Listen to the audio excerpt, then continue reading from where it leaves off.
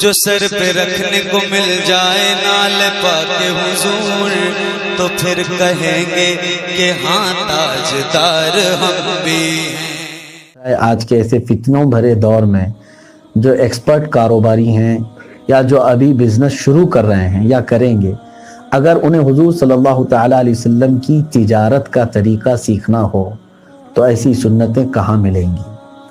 میں آپ کو بتانا چاہتا ہوں، حضور کریم صلی اللہ تعالیٰ علیہ وسلم بہترین تاجر تھے۔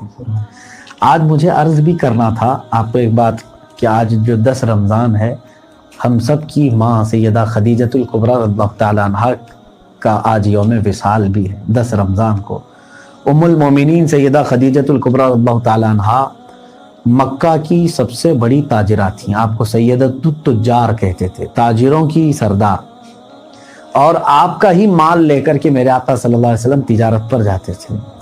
کئی مرتبہ آپ نے باہر ملکوں کا سفر کیا، ملک شام کا، اور حضرت خدیجۃ الکبریٰ رضی اللہ تعالیٰ عنہا حضور صلی اللہ علیہ وسلم کی حکمت اور طریقے دانائی تجارت کے بہت سارے ٹپس، ان چیزوں کو دیکھ کر کے ہی متاثر ہوئی بہت۔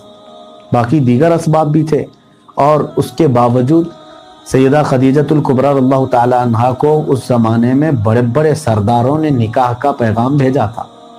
ابو جہل نے بھی بھیجا تھا، اور کئی لوگ ہیں، ابو سلط نام کا ایک شخص، اس نے بھیجا تھا، بڑے بڑے لوگوں نے۔ آپ نے کسی کے بھی نکاح کے پیغام کا جواب نہیں دیا، اور یہاں رسول کریم صلی اللہ علیہ وسلم کو خود حضرت خدیجۃ الکبریٰ نے پیشکش کی، اپنی ایک سہیلی نفیسہ جن کا نام تھا، ان کے ذریعے سے۔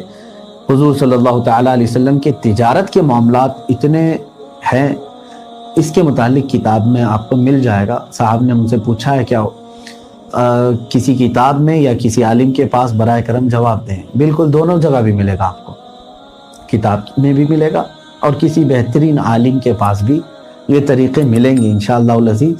رسول کریم صلی اللہ تعالیٰ علیہ وسلم کی سیرت پڑھنے والے حضور صلی اللہ علیہ وسلم کی تجارت کے معاملات کو پڑھیں انشاءاللہ العزیز، اس میں بھی ملے گا۔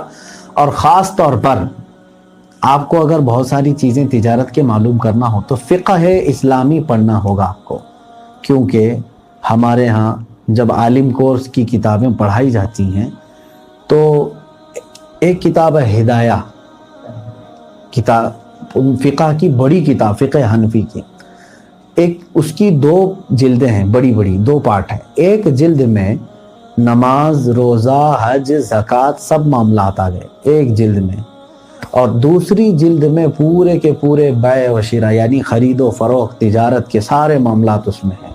تو ظاہر سی بات ہے وہ فقہ اگر آپ پڑھیں گے اس میں ساری چیزیں، پارٹنرشپ کیسے کر سکتے ہیں آپ، یا مزاربت ہے، شراکت ہے، اقالہ ہے، بہت ساری، نفع کتنا لے سکتے ہیں آپ، یہ تمام چیزیں فقہ اسلامی میں موجود ہیں۔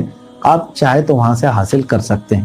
میں سمجھتا ہوں کہ ایک بہترین ایکسپرٹ تاجر بننے کے لیے اس کو فقہ اسلامی سیکھنا چاہیے، اسے پتہ چل جائے گا کہ کیسے تجارت ہوتی ہے۔